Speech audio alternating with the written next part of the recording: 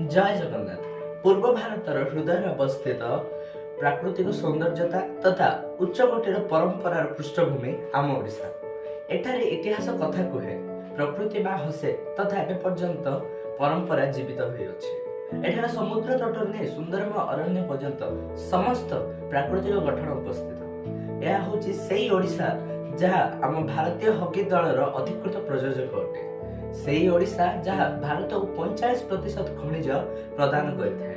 यह होची सेई देवभूमि जोठारे ओडिसी चंपू तथा गोटीपुआ भली नृत्य द्वारा एबे पर्यंत संस्कृति जीवित होई अछि। श्री जगन्नाथ कृपारु आमर हस्तशिल्पीर प्रतीक होउछि स्वयं पुरी मंदिर एवं कोणार्क मंदिर।